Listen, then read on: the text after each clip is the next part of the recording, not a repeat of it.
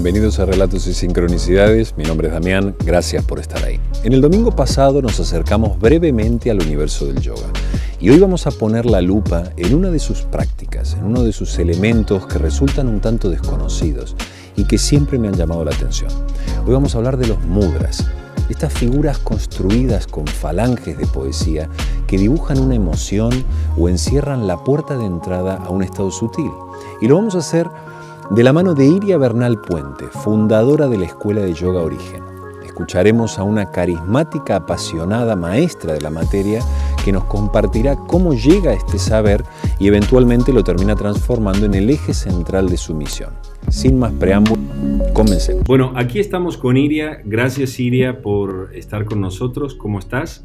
Muchas gracias a ti, Damián. Pues muy bien, la verdad, contenta y con muchas ganas de compartir. Bien, Iria.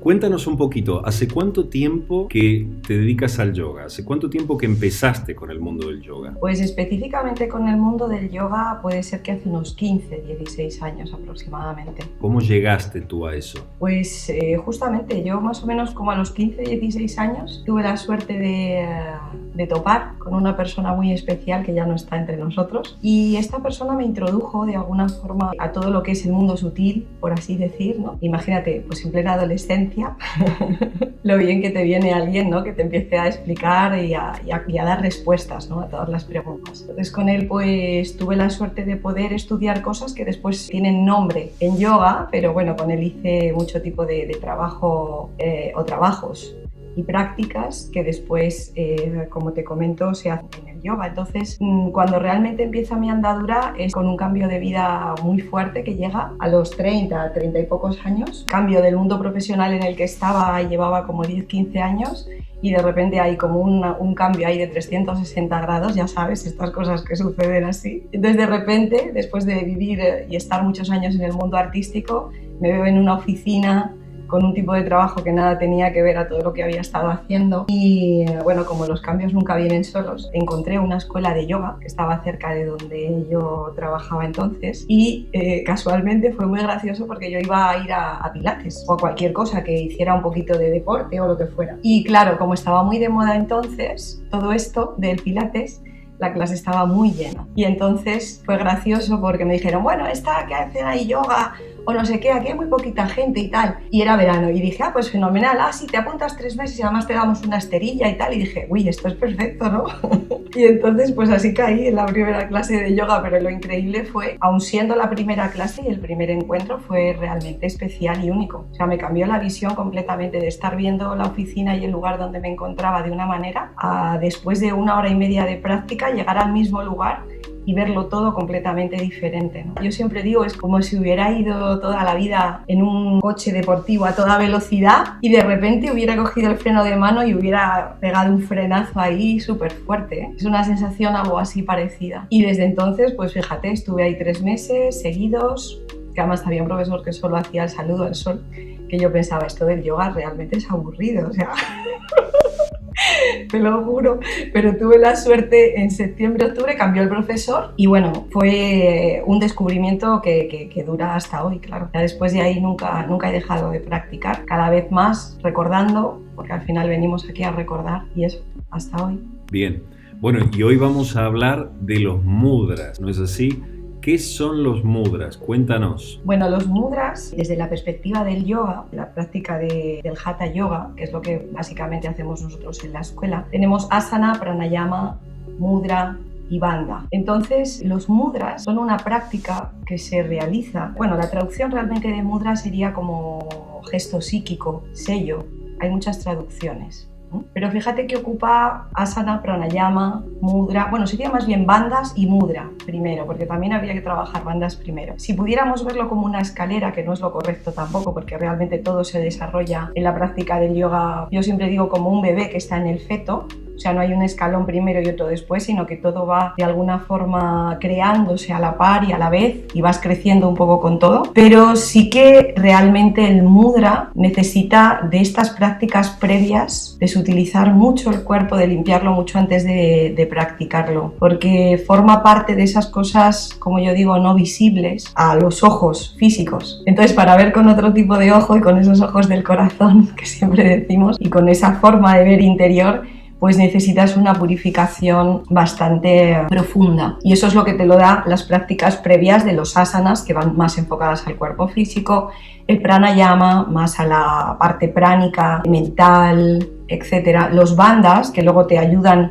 a saber cómo, por los bandhas son cierres, y ya después estaría la parte mudra. El mudra, de hecho, incluso se considera dentro del Hatha Yoga Pradipika como un yoga anga, que significa que es algo que incluso se podría estudiar o se debería estudiar aparte y dedicarle como un estudio más profundo y específico. Y para las personas que, digamos, no tienen ningún tipo de vínculo con el yoga, ¿qué son exactamente? ¿Son posturas del cuerpo, de alguna parte del cuerpo específica? ¿Qué son? Los mudras pueden realizarse, los más conocidos o los más difundidos efectivamente son los que hacemos con las manos, y ahora explicaré un poco por qué. Pero se pueden hacer de muchas formas. Se pueden hacer, también hay mudras para el rostro, mudras para el cuerpo, e incluso mudras para el suelo pélvico. Para una persona que no está dentro del yoga, porque los mudras yo pienso que es algo que se ha utilizado ancestralmente en todas las culturas, en todos los lugares, ¿no? Me acordaba mucho el otro día del Pantokrator, ¿no? Está con el gesto este ahí como de, no me acuerdo ahora mismo cómo es, como el del prana, ¿no? Ok. Está como en este gesto. Fíjate que el prana mudra es aquí, ¿no? Pero bueno, este es un gesto muy sencillo, que lo vemos representado muchas veces en muchas culturas. Luego, el de juntar las manos, que tanto se atribuye al yoga, pero fíjate, en la religión católica cristiana, cuántas veces hemos visto cuando haces la primera comunión, que yo a veces lo digo esto en las clases, ¿no? Estamos con las manitas así juntas. Exactamente, el mudra del yoga es un poquito más abajo, ¿eh? Pero bueno, quiero decir que todos, a todas horas del día, sin darnos cuenta, estamos realizando esos gestos y esos mudras. ¿Por qué los realizamos? Pues porque tienen un efecto directo con nuestro cerebro, pueden cambiar nuestro estado de ánimo, pueden cambiar nuestra forma de ver al cambiar el estado de ánimo, pueden cambiar nuestro estado de conciencia. Entonces, sin darnos cuenta, yo hay un gesto que recuerdo mucho, por ejemplo, en las personas mayores, no sé si has visto tú también, que hacen mucho, por ejemplo, el poner una mano sobre una mano o hacer esto. Ajá. Que yo lo veo en mucha gente mayor, mucho que apoya, están sentados y apoyan las manos simplemente así. Bueno, yo invitaría a la gente que lo vea a que lo pruebe. Simplemente hacer ese gesto cuando uno está en calma, en tranquilidad, pones una mano sobre otra mano. ¿Qué es lo que te está dando, ¿no? Ese gesto que estás realizando? Muchos políticos también, cuando los estamos viendo, ¿no? En la televisión o están intentando transmitir algo, vemos también muchos gestos de este tipo, ¿no? Que hacen así, entrelazan las manos. Pues todo este tipo de gesto, ya digo que es implícito al ser humano, si hablamos para lo que es fuera del tema práctica de yoga general. Entonces no es algo ajeno al ser humano como todo. En realidad también el tema de que sean los de las manos los que están más o son más difundidos, de alguna forma más conocidos, bueno, yo creo que se debe a que son los que tienen un contacto o un efecto más directo quizá con estas transformaciones, ¿no? que vienen en los seres. Porque, por ejemplo, bueno, no sé si conoces, hay una especie de gráfico que se llama el homúnculo de Penfield, ¿vale? Pues esto nos enseña la repercusión y la forma y la cantidad que tienen nuestras partes del cuerpo, las manos, la boca, los ojos, las piernas, las extremidades, a lo largo del neocórtex. Si alguien quiere ver este dibujo, es muy curioso porque las manos, dentro de esos estímulos que recibe el cerebro a través del neocórtex, ocupa un espacio bastante grande. Entonces, cualquier cosa que hacemos con las manos, cualquier gesto, enseguida tiene una repercusión muy directa con el cerebro y el cerebro a su vez con todo el sistema nervioso, de tal manera que es un efecto muy inmediato. Pero como te digo, hay otro tipo de mudras que se pueden realizar, que igual también digo que estoy segura que muchas personas lo realizan de forma inconsciente, como puede ser llevar la lengua un poquito hacia atrás o apoyarla en los dientes cuando uno está como muy concentrado. Esto se llama Kechari Mudra, por ejemplo, en yoga, y hay gente que ya te digo que sin darse cuenta lo adopta, utiliza, ¿no? La verdad que sería muy interesante que nos observáramos un poquito más día a día para poder descubrir esos mudras, que es realmente cómo llegan los mudras, que hablábamos también el otro día. No es algo que uno se coloca y se pone y espera a ver qué es lo que sucede, ¿no? Sino más bien llegó al revés. O sea que básicamente el yoga lo que hace es traduce un conocimiento o, por así decir, una intuición que está presente, digamos, como has dicho, de forma implícita en el ser humano. O sea, el ser humano inconscientemente, estas posturas o estos movimientos de mano, sin saberlo, sabe que ejercen un poder sobre él mismo.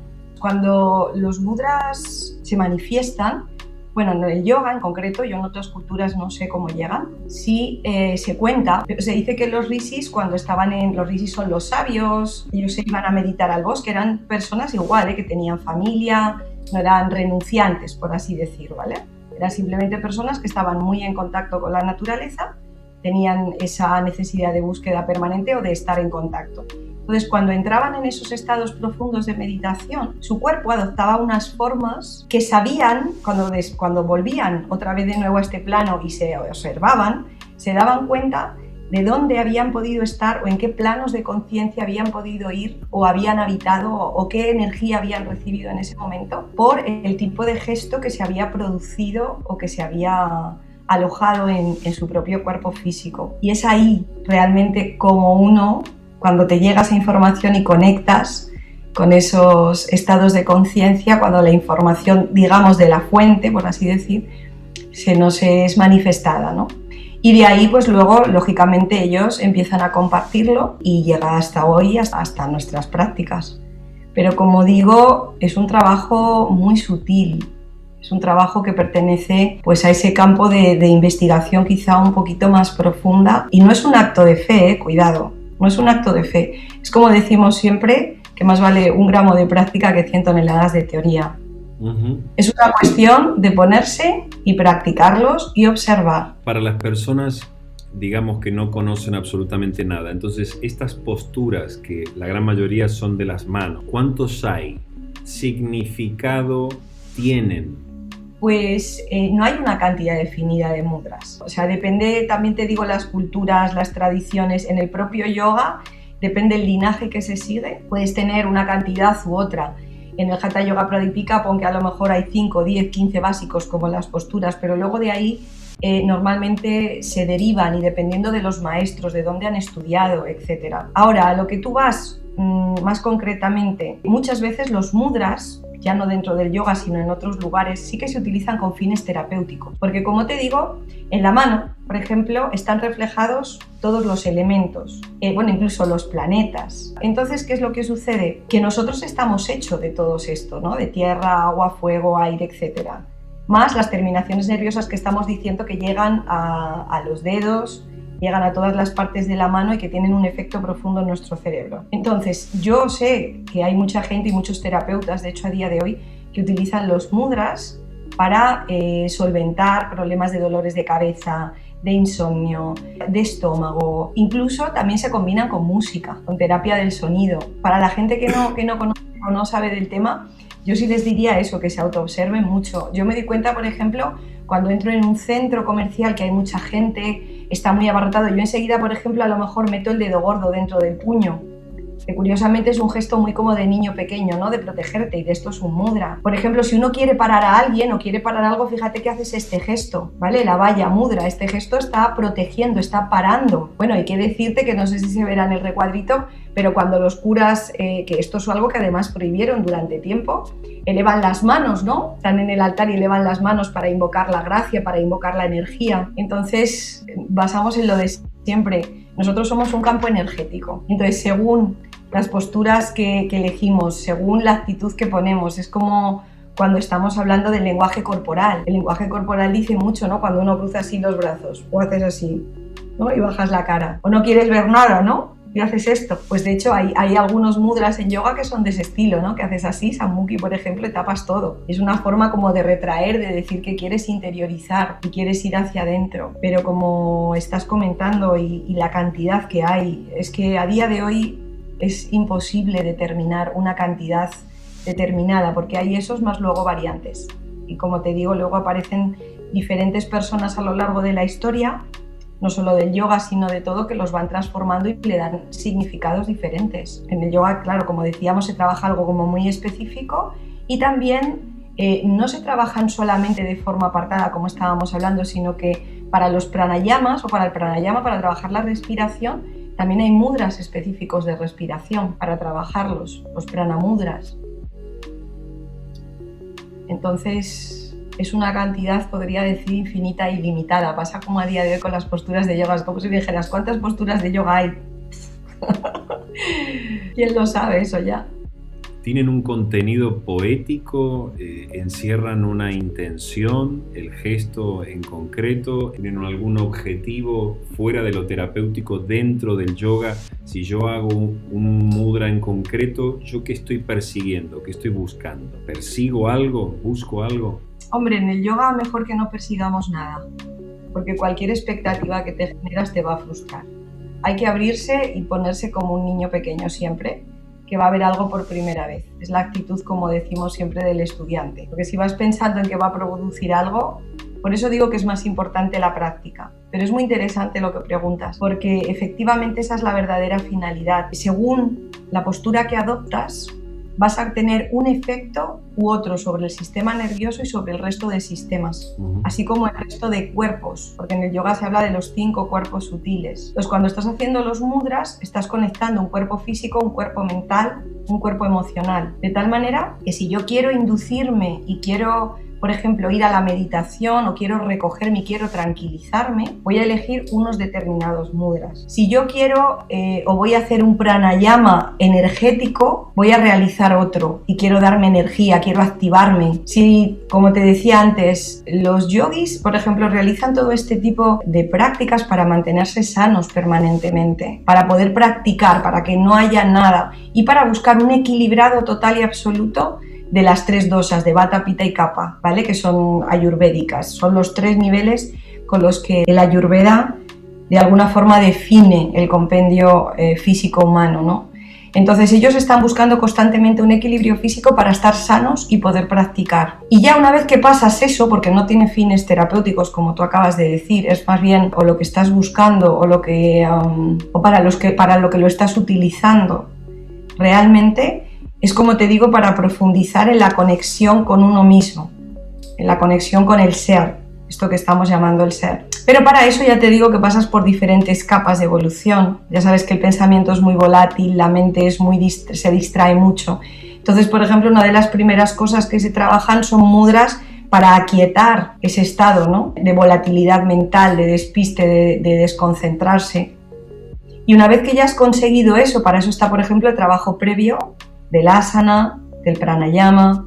Entonces, una vez que ya estás un poquito más alineado, que eres capaz de mantener la concentración de una forma más continuada, es realmente cuando debería entrar el trabajo del mudra, en la práctica del yoga, ya digo, porque te va a ayudar a inducir, te va a ayudar a regular todos esos estados mentales, incluso a quietar la respiración, a quietar los movimientos del corazón, a recuperar el ritmo vital tan importante. Pero claro, para eso, y aquí hay algo muy clave que ocurre con todo en la vida, ya no solamente con los mudras.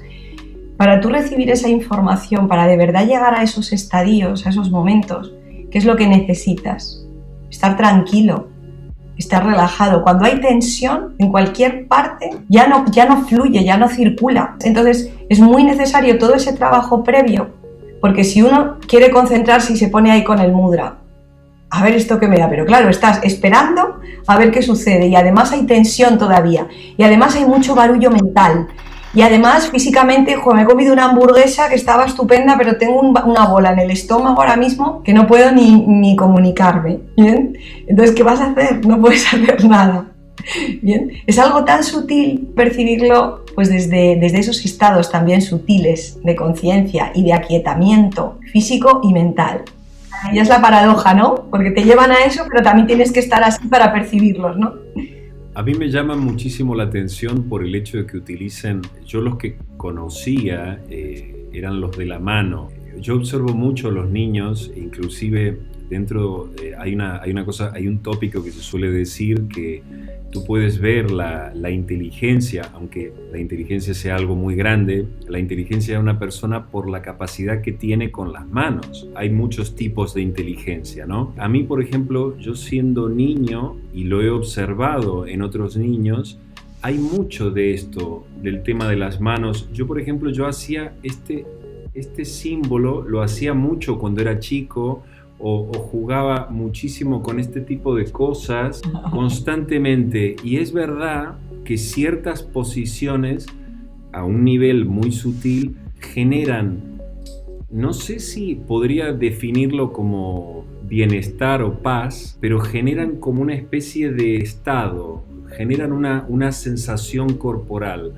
Hasta te podría decir placer. Parecería como que es un placer muy sutil. Especialmente cuando la mano se estira. Me llama muchísimo la atención y por eso he elegido dedicarle un capítulo al mudra en concreto, porque siempre me ha llamado muchísimo la atención desde niño, inclusive cómo algunos artistas de la antigüedad utilizaban las manos para hacer lo de las sombras, que siempre me ha llamado también mucho la atención, que tengo algún que otro libro de eso. Entonces hay algo en las manos. Había una escritora que decía, las manos son las puertas del alma.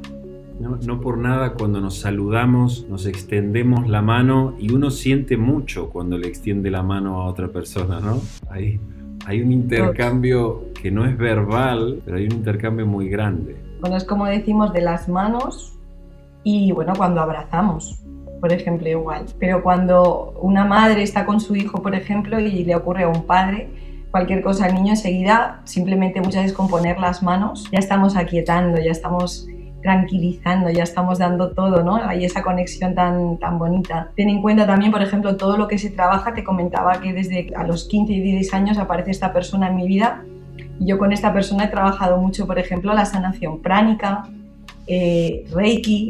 A mí me lo enseñaba todo esto sin ponerle nombres. Yo luego los nombres los fui descubriendo después. Luego hice la maestría aparte en otras escuelas. Pero todo esto hemos trabajado mucho con las manos siempre. Lo que se ha dicho siempre, la imposición de manos, ¿no?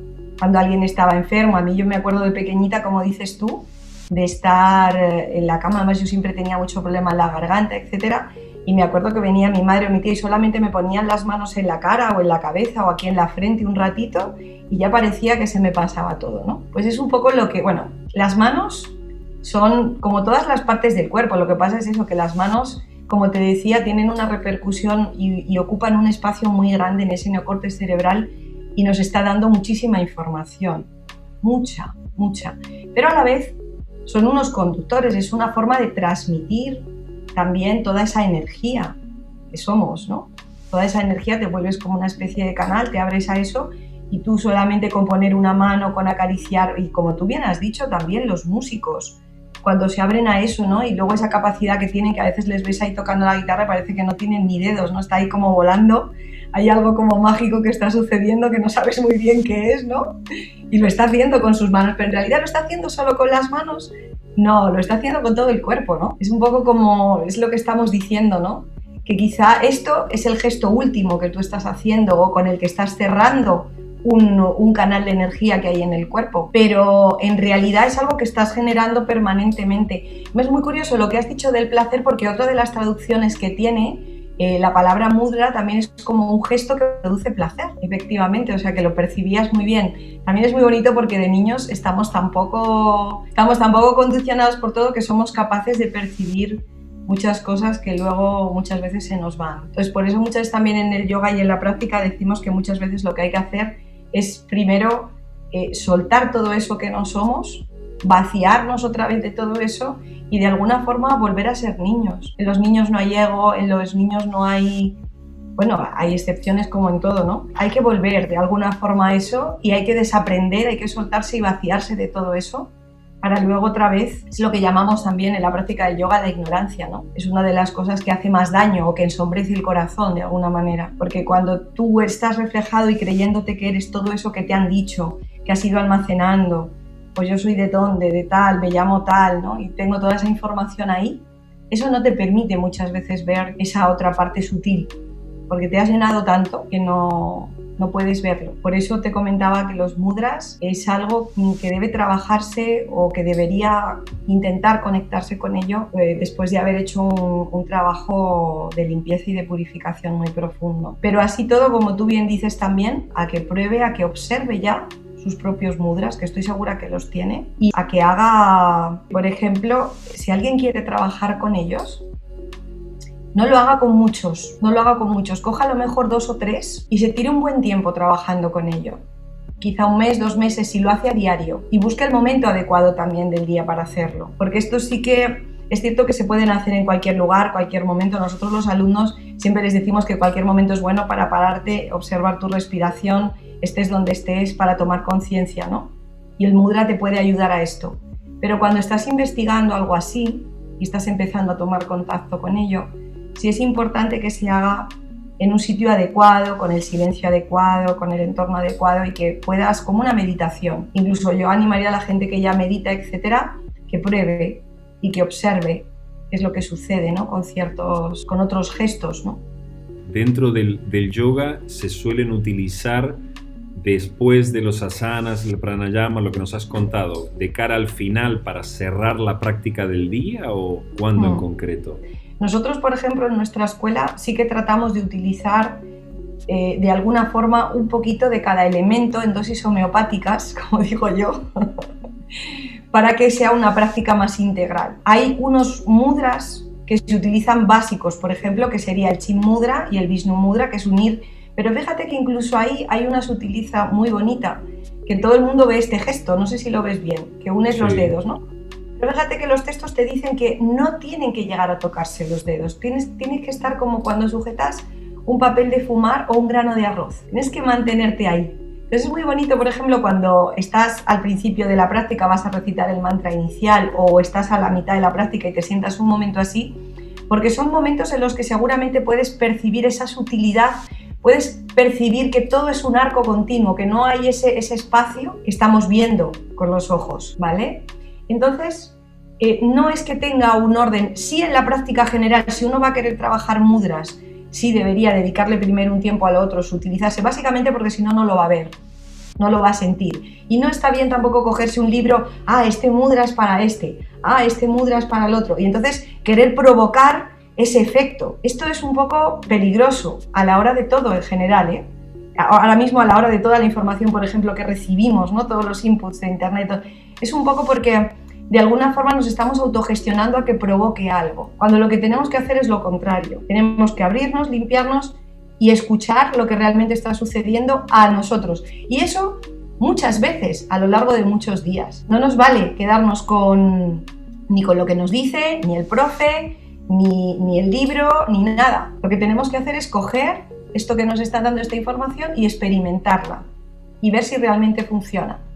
Entonces, como te digo, nosotros intentamos meter algunos. Por ejemplo, ahora estamos en un taller de pranayama y estamos viendo los específicos para el pranayama. Pero durante una clase normal, que es a lo que tú te refieres, durante una clase normal no te da tiempo a ver todo esto. Durante una clase normal, dependiendo de la gente que te viene, si es gente con experiencia, si es gente que viene de prueba, si es gente que, te tienes que amoldar y adaptar muy bien a la gente que está en la sala para poderles dar, que no se queden atrás, que puedan disfrutar realmente de lo que es el sabor de una práctica.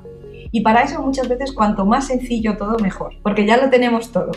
Ya está toda la información ahí. Lo único que hay que hacer es sentarse y sentirse, como decimos, ¿no? Entonces, no hay una cosa que puedes trabajarla antes o después. Sí que es verdad que hemos tenido también encuentros específicos solo de mudra. Claro que sí, hemos hecho talleres solo de mudras. Te digo que necesitas muchos meses y muchas horas para realmente entender y sacarle todo el partido y todo el jugo, si realmente es lo que necesitas tú para tu práctica, que como digo, a veces cogiendo las cosas más sencillas es como uno más encuentra respuestas y más aquieta, de alguna forma. Es como se dice esto típico de, si quieres ahondar en algo, no hagas muchos agujeros de medio metro, ¿no? Si quieres buscar agua, ¿no?, en el desierto, sino haz uno y muy profundo. Y esto es un poco nuestra filosofía también, ¿no?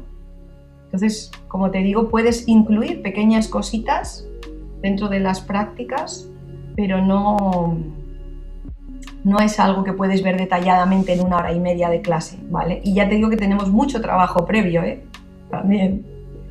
Ya en el asana y con el pranayama, ya ahí tenemos mucho trabajo. Sí, es la contrapartida de nuestros tiempos, ¿no? El proceso evolutivo, el progreso, es tener todo a nuestro alcance, o es por lo menos lo que la sociedad siente como o decide como progreso, y es justamente lo que más desequilibrio está generando, el exceso de posibilidades, el exceso de información, el exceso.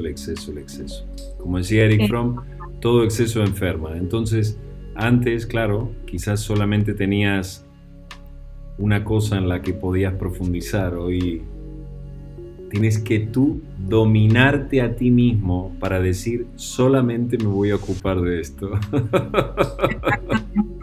Y escucharte mucho, porque es lo que decimos siempre cuando estás haciendo las posturas y todo en la vida, ves a la gente que está entrando en las posturas y es como que estás ahí forzando y dices, pero a ver, ¿para qué quieres llegar? ¿A dónde vas a llegar si no vamos de ningún sitio a ningún sitio realmente? Muchas veces, con una sola cosa que te quedaras, para el resto de tu vida sería más que suficiente. Si te funciona, pero ahí está, tienes que escucharte primero, darte cuenta con qué has conectado, y una vez que sabes que has conectado con eso, no lo dejes, porque yo lo digo muchas veces, porque igual que dices esto, es que es verdad, tenemos ahora tantas prácticas de meditación, tantas técnicas, tantas cosas, ¿no? Y yo hablo justo de la meditación porque es de las cosas que más nos suelen preguntar, ¿no? Y es muy gracioso porque, claro, como tú dices, anda la gente como muy perdida, al final con tanta información no sabes si este método un día prueban uno, otro día prueban otro, y al final es una locura. Entramos muchísimo más en esa esquizofrenia, estamos alimentándola en vez de otra vez ir hacia adentro, ¿no?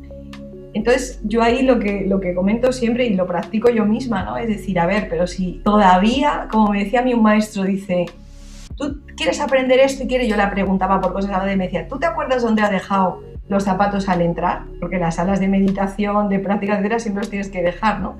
Y muchas veces ni sabes dónde has puesto los zapatos. Entonces estás diciendo, a ver, ¿qué quieres? ¿Qué estás hablándome de avanzar? ¿A dónde?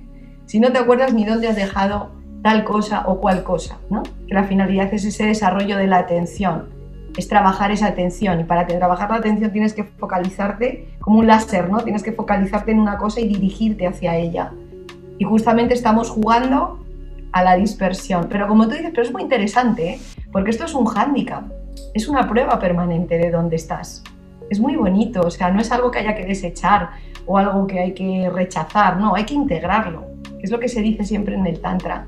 Preferible tener la oportunidad. El tema es que, claro, preferible tener el puente para cruzar el río. El tema es que el atravesar el puente implica una autogestión que, claro, es implícita para llegar a cualquier estado elevado en la vida. Tienes que aprender a autogestionarte. Entonces creo que la profundidad, entonces tiene que haber una gran dominancia con uno mismo, que de todas maneras, aunque solamente hubiera un camino para llegar a esos niveles tan avanzados, también tendrías que dominarte de una forma o de la otra, ¿no? Pero sí es verdad que el exceso que hay, porque es parte de la cultura de la acumulación. Iria, eres la fundadora de una escuela de yoga, ¿no es así? Uh-huh. Es una escuela de yoga que llevamos 12 años en Madrid. ¿En qué zona de Madrid? En Alcobendas, estamos en Alcobendas. Antes estábamos en Las Tablas y desde hace, pues nada, muy poquito, ahora justamente como te comentaba también, en el confinamiento tuvimos que cambiar para allá y ha nacido justo ahí. En ese periodo de confinamiento, en marzo-abril, estábamos haciendo la obra y bueno, todo un reto. Imagino. Cualquier persona que quiera ponerse en contacto contigo para profundizar, para que inclusive recibir tu formación, tus clases, ¿podemos poner los datos de tu contacto de la escuela? Claro, bien. Por supuesto. Tenemos una página web que es www.escueladeyoga.org y mi teléfono está por todos sitios. Nosotros somos un poco como, digo yo, que sea un ejemplo muy poco yógico, pero somos casi como las funerarias, vamos, estamos 24/7. Muy bien. Sí. Bueno, Iria, muchísimas gracias por compartir tu conocimiento. Creo que los mudras es algo que siempre me ha llamado la atención y creo que era importante el poder compartirlo con la comunidad. Así que gracias por tu conocimiento, por tu entusiasmo y por tu energía. Gracias. Igualmente, Damián, muchísimas gracias por esta oportunidad de compartir yoga, práctica y bueno, esta forma de vida que realmente ahora más que nunca se hace clara la necesidad, ¿no?, que tenemos de ello. Gracias. Gracias, Iria, por compartir tu conocimiento, pasión y alegría. Las manos, nuestros instrumentos por excelencia. El potencial que reside en ellas nos diferencia de otras especies. ¿Cuántos saberes están relacionados con las manos? ¿Cuánto hacemos o transmitimos con ellas? Piensen, ejecutamos instrumentos, fabricamos caricias, construimos sombras, son los ojos de los no videntes y hasta pueden transformarse en formas de defensa. La lista es interminable. Pero también son puertas a planos sutiles. ¿Cómo hemos llegado a comprender que una forma de presentar estas extremidades induce a un estado de conciencia? Más adelante veremos cómo los indígenas accedían al conocimiento de las propiedades de algunas plantas por medio de la ingesta de otras plantas. Pero esto parece que en la antigüedad éramos bastante sabios y hoy nos toca recordar. Lo que tengo por seguro es que en el potencial y destreza de esta pareja en calma, no solo florece el tacto y la creatividad, en ellas residen algunas de las puertas del alma. Estén atentos a los relatos que se vienen. Gracias.